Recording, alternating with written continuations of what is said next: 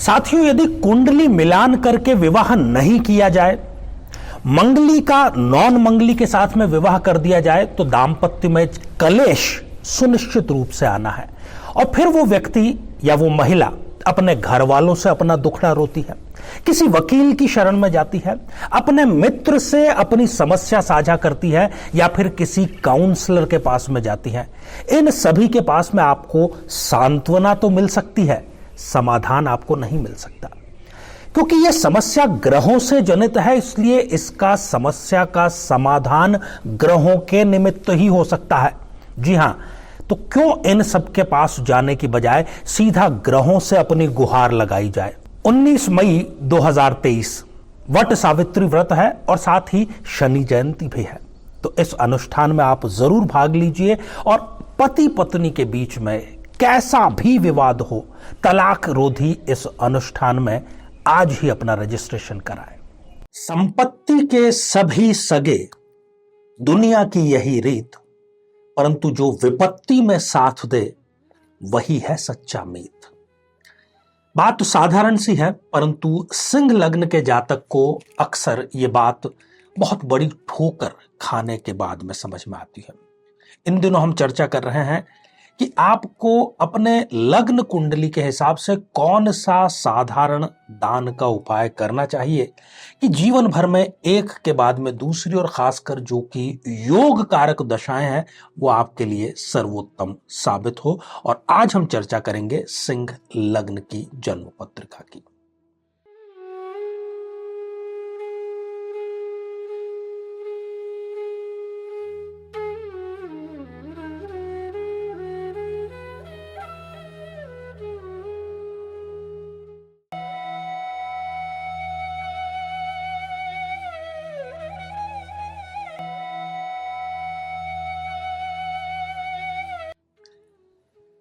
तो मेरे बहुत ही प्रिय और बेहद सम्मानित साथियों, हृदय की असीम गहराइयों से अभिनंदन, बहुत बहुत हार्दिक स्वागत।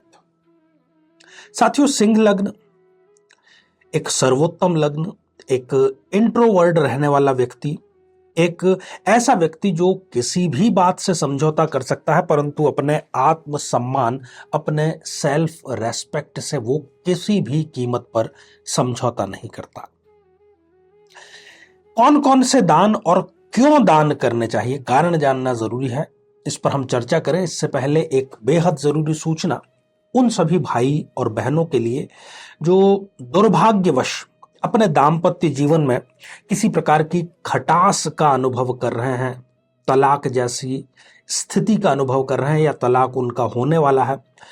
तो उन सभी के निमित्त 19 मई 2023 शनि अमावस्या भी उस दिन है और साथ ही वट सावित्री व्रत भी है। दाम्पत्य को अटूट बंधन में बांधने की इस दिन में, इस खास दिन में बहुत बड़ी शक्ति है साथियों। तो उनके निमित्त यह अनुष्ठान हम लोग संपन्न कर रहे हैं। अधिक जानकारी के लिए आप यदि इसमें शामिल होना चाहते हैं ऑनलाइन, तो दिए हुए जो नंबर है उस पर आप संपर्क जरूर करें।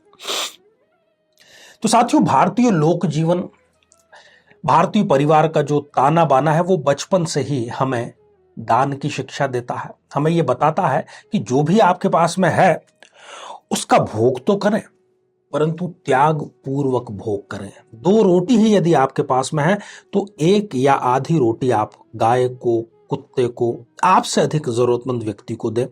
तभी आपका जो मध्यम मार्ग वाला जो कॉन्सेप्ट है वो पूरा हो पाता है। जरूरत से ज्यादा यदि आपके पास में है और आप सिर्फ शरीर को प्लेजर देते चले जाएं, तिजोरी को केवल भरते चले जाएं, तो फिर उपभोग, दान और नाश। आप उपभोग भी नहीं करेंगे, दान भी नहीं करेंगे, तो उसका नाश सुनिश्चित है। और एक बहुत बड़ी गलतफहमी है लोगों में, ज्योतिष को लेकर के ही है, इसमें उनकी कोई गलती भी नहीं है, कि जो जन्म पत्रिका में मारक ग्रह है, जो अशुभ ग्रह है, केवल और केवल उसी का दान वो करते हैं, जबकि ये बात पूर्ण रूप से सत्य नहीं है। आप दान किस चीज का कर सकते हैं? सबसे पहली और अनिवार्य शर्त है कि वो चीज आपके पास में हो, तभी आप उसका दान कर पाएंगे। और आपके पास में होगी ही वही चीज जो ग्रह आपका योग कारक है, वो अपने से संबंधित चीजें आपको देगा। आइए एक सिंह लग्न की जन्म पत्रिका पर दृष्टिपात करते हैं। कौन कौन से 3 योग कारक ग्रहों की खासतौर पर उनकी दशा अंतरदशा में यदि व्यक्ति ये दान कर दे तो मुझे नहीं लगता कि कोई और उपाय उन्हें कुंडली से, ग्रहों से, दशा से संबंधित करना पड़ता है या करने की उनको जरूरत पड़ेगी। और इसके बाद में हम आप लोगों के जो कमेंट्स हैं वो भी शामिल करेंगे। तो इस जन्म पत्रिका में चूंकि ये सिंह लग्न की जन्म पत्रिका है और 5 नंबर से ये प्रारंभ हो रही है, 5 नंबर की राशि आप देख रहे हैं कि लग्न में लिखी हुई है। यदि सूर्य की लग्नेश की दशा इनको जारी है तो इनको बेहद ध्यान रखना है। किस बात का? कि सूर्य इनका लग्नेश है, प्रबल योग कारक है, वो इनको अधिकार संपन्न बनाएगा, इनको ऑथोरिटी वो प्रदान करेगा, इनको सत्ता में भागीदारी वो प्रदान करेगा। तो उस सत्ता की भागीदारी का, उस अधिकार का कुछ गरीबों के लिए, कुछ जरूरतमंद के लिए, उनकी भलाई के लिए प्रयोग जरूर जरूर और जरूर करें। लाइजनिंग इनकी बड़ी जबरदस्त होती है, तो आप अपने लाइजनिंग के माध्यम से, हो सकता है कि लाइजनिंग आपका आजीविका का साधन हो, फिर भी आप ये कोशिश करें कि उस लाइजनिंग के माध्यम से आप यदि 10 लोगों के काम कराते हैं तो एक का काम मुफ्त में जरूर करें। खासतौर पर यदि वो जरूरतमंद है, गरीब है, उसकी दशा ठीक नहीं चल रही है, तो आपको इसका दूरगामी लाभ अवश्य होगा।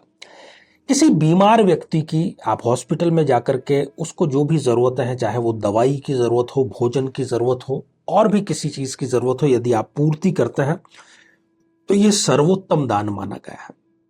अपने पिता, अपने दादा और इनके तुल्य व्यक्ति, पिता तुल्य व्यक्तियों की आप हमेशा आदर के साथ में इनके साथ में पेश आएं और कभी भी इनकी बात की अवहेलना न करें। यदि इतना मात्र भी आप कर लेते हैं तो और कोई ज्योतिषी उपाय आपको करने की आवश्यकता नहीं है। साथियों, दूसरा और प्रबलतम योग कारक ग्रह इस जन्म पत्रिका में है स्वयं बृहस्पति, स्वयं गुरुदेव। खासतौर पर इनकी दशा अंतरदशा में आपको चाहिए कि धार्मिक कार्यों में, धार्मिक आयोजनों में, कोई कथा हो, किसी प्रकार का कीर्तन हो, कोई भजन संध्या हो, या कहीं पर कोई मांगलिक कार्य हो, उसमें भागीदारी भी करें और साथ ही अपनी तरफ से जो भी सहयोग हो सकता है वो जरूर करें। ये गुरु के कारकत्व के सारे कारण हैं और गुरु इससे बेहद प्रसन्न होंगे और आपको बढ़ चढ़ करके वो देने का ही कार्य करेंगे। यदि आप ये कार्य करते हैं, धर्म के क्षेत्र में, कार्य में अपनी तरफ से योगदान करते हैं, तो आप समझिए कि विदेश संबंधी आपके जितने भी कार्य हैं उसमें आप सफलता सुनिश्चित कर लेते हैं। शिक्षा से जो वंचित बच्चे हैं, क्योंकि शिक्षा भी गुरु का कारकत्व है, उनको किसी भी प्रकार से शिक्षा आप प्रदान करने में अपनी तरफ से योगदान कर पाए, कोई सामग्री हो, किसी प्रकार की सहायता हो, वंचित बच्चों की शिक्षा के लिए यदि आप कार्य करेंगे, गुरुदेव आप पर कई गुना कृपा बरसाएंगे। एक और ध्यान रखें, क्योंकि मित्रता भी कारक गुरुदेव ही है। अपने मित्रों को जो भी आप वादा करते हैं वो निभाएं जरूर।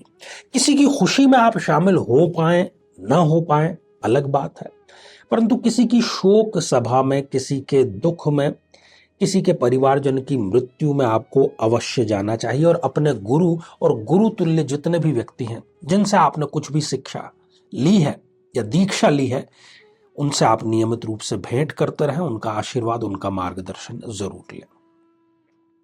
साथियों, तीसरा प्रबल योग कारक ग्रह इस जन्म पत्रिका में है स्वयं मंगल देव। जी हां, वो देने पर आएंगे तो फिर देखेंगे नहीं, आप मांगते मांगते थक जरूर जाएंगे। तो मंगल देव के निमित्त क्या करना चाहिए? रहने की व्यवस्था, छत की जो व्यवस्था है, मंगल का कारकत्व है। किसी को 1, 2, 3 रातों के लिए, कुछ हफ्तों के लिए यदि सिर छुपाने की जगह चाहिए, वो कोई जरूरतमंद व्यक्ति होता है, किसी दूसरे शहर से आया हुआ हो, तो आप उसकी मदद जरूर करें।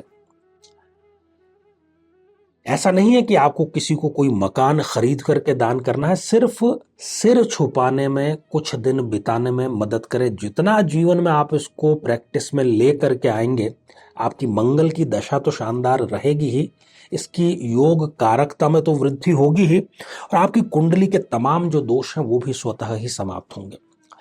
पुलिस की, प्रशासन की जो भी व्यवस्था है उसमें आप अपनी तरफ से योगदान देने का प्रयास करें किसी भी रूप में। इतना दिमाग तो आप भी लगा ही सकते हैं। गाड़ी से जो मदद की जाती है, कोई आपकी मोटरसाइकिल, आपकी कार यदि मांगता है तो उसको दे जरूर दे। क्या करेगा वो? पेट्रोल डीजल जला करके लाएगा? कोई बात नहीं, उसकी भरपाई मंगलदेव स्वयं करेंगे। अपनी गाड़ी का आप जितने लोगों के लिए प्रयोग कर पाए उतना ही मंगलदेव आपसे प्रसन्न होंगे।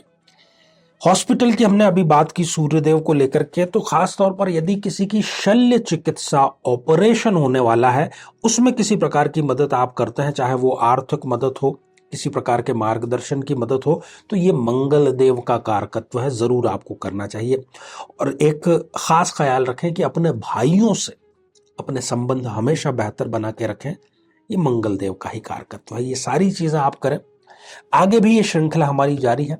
एक चीज आपको और बतलाते चले कि जब भी आप ये जिन ग्रहों की हमने चर्चा की, उनकी योग कारकता, उनके प्रभाव की चर्चा की, एक चीज जरूर आप देखें कि उनका जो अंश है, उनकी जो डिग्रियां हैं, वो यदि 0 हो गई हैं, 1 हो गई हैं, या फिर अंतिम अर्थात 28, 29 हो गई हैं, तब फिर वो रिजल्ट प्रदान नहीं कर पाएंगे। क्योंकि योग कारक ग्रह हो चाहे मारक ग्रह हो, उसमें बल तो होना चाहिए ना।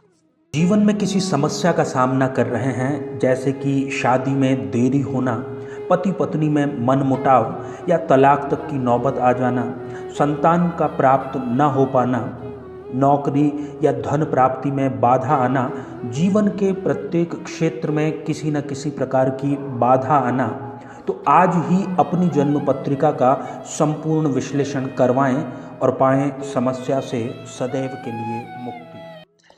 तो श्रृंखला ये हमारी आगे भी जारी रहेगी। और अब जो समय हो चला है वो आप लोगों के कमेंट्स शामिल करने का। तो पहला ही कमेंट राजा व्रत जी ने लिखा है, हर हर महादेव। तो राजा जी आशीर्वाद हृदय की असीम गहराइयों से।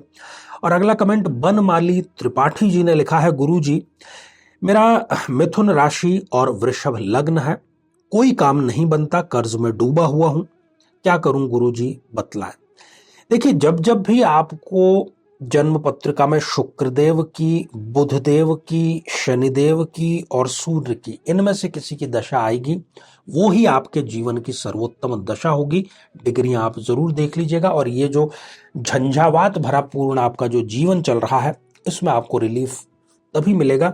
और अभी यदि आप तुरंत चाहते हैं तो जिस वीडियो में आपने ये कमेंट किया है उसमें कर्ज मुक्ति का ही उपाय दिया गया है। हजारों लोगों ने उसका फायदा उठाया है, आप भी जरूर उठाएं।